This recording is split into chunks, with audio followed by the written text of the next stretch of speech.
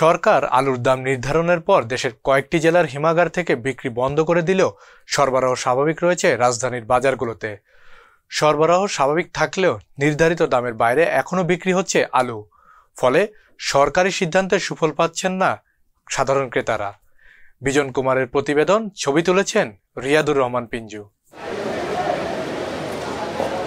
মূল্যবৃদ্ধির প্রতিযোগিতায় থাকা আলুর দামের লাগাম টানতে উদ্যোগ নিয়েছে সরকার। বেঁধে দিয়েছে দাম, অভিযানও চলছে বিভিন্ন পর্যায়ে। তবুও থামছে না আলুর বাজারে অস্থিরতা। এ কারণে সরকারি সিদ্ধান্তের সুফল থেকে এখনো বঞ্চিত ক্রেতা সাধারণ। সরকার কিছু করতে পারতেছে না তাদেরকে। শুধু আলুর মার্কেট না, যে কোনো মার্কেটে আপনি দেখেন সিন্ডিকেট, ডিম থেকে শুরু করে আলু, সব জায়গায় পেঁয়াজ একই অবস্থা। এ চিত্র রাজধানীর কারওয়ান বাজারের আলুর পাইকারি ও খুচরা দোকানের। এখানে প্রতি কেজি আলু পাইকারি দরে বিক্রি হচ্ছে ৩৯ থেকে ৪০ টাকায় এবং খুচরা ৪৪ থেকে ৪৫ টাকা। এছাড়া রাজধানীর অন্যান্য স্থানে আলুর দাম বেড়েছে ৫০ টাকার ওপরে। ক্রেতারা বলছেন, অভিযানের পর দাম একটু কমলেও সেটিও ক্রয় ক্ষমতার বাইরে। সাধারণ মানুষের আলু, ডিম, ডাল, এগুলো পেঁয়াজ, এগুলো নিত্য প্রয়োজনীয় জিনিস। অভাবে যখন না খায় মানুষ এইটাই খায় বেশি, কিন্তু এখন সেই জিনিসেরই দাম বেশি। এখন আমরা কি করবো বলেন, কারণ ওরা যেভাবে কেনে আমাদের সেইভাবে বিক্রি করে। আর কি করবো, এর জন্য আপনি আসলে সরকারকে কি বলবেন, মানে কি জানাবেন? দাবি কি আপনার? আমার দাবি যে আমরা সাধারণ মানুষ, আমরা তো চাই নিত্য প্রয়োজনীয় জিনিস দাম কমুক, এটাই। সরকার আলুর দাম নির্ধারণ করে দেশের কয়েকটি হিমাগারে অভিযান পরিচালনার পর থেকে বিক্রি বন্ধ করে দিয়েছে ব্যবসায়ীরা। তবে কারওয়ান বাজারের চিত্র বলছে, বিক্রি বন্ধ হলেও সরবরাহ স্বাভাবিক রয়েছে। তবুও কেন লাগামহীন আলুর দাম? এমন প্রশ্নের উত্তর পাচ্ছেন না ক্রেতারা।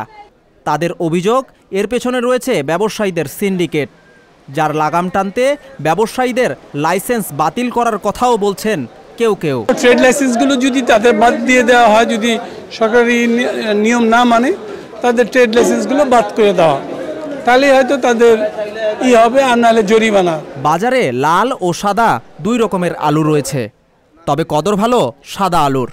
কিন্তু পরিস্থিতি অনুকূলে নেই বিক্রেতার কাছে। ফলে বিক্রি কমেছে, সেই সঙ্গে কমেছে বিক্রেতার লাভ। এসব ব্যবসায়ীদের মুখেও শোনা গেছে সিন্ডিকেটের কথা। তাদের মতে, এই সিন্ডিকেট বন্ধ করতে প্রয়োজন কঠিন পদক্ষেপ। কিন্তু আপনার স্টোরেজ থেকে যে বাহিরে বাজার পর্যন্ত আসে, ওই বাজারে আসলে বিশেষ করে কারওয়ান বাজারে আপনার সবচেয়ে সমস্যাটা হয়। কারওয়ান বাজারে আপনার আজকে একটা মাল আপনার যত টাকাতে কিনা হয়, পরদিন এই মালই ৫ টাকা ১০ টাকা অটো বেড়ে যায়, অথচ বাহিরের সাথে বাজারের কোনো সম্পর্ক নেই। এর জন্য আসলে কি দায়ী? এই জন্য আমি মনে করি যে ব্যবসায়িক সিন্ডিকেট। আজকেও ম্যাজিস্ট্রেট আইছিল এখানে, ওনারা গেছে, ওনারা হয়তো কোলেস্টোরে যাইব, ওখান থেকে যাই কিছু একটা করবে, করার পরে হয়তো এখানে দাম কমবে। সরকারি সিদ্ধান্ত বাস্তবায়ন হলে কিছুটা হলেও স্বস্তি পাবেন ক্রেতারা, পাশাপাশি বিক্রিও বাড়বে পণ্যটির। বিজন কুমার, সংবাদ প্রকাশ, ঢাকা।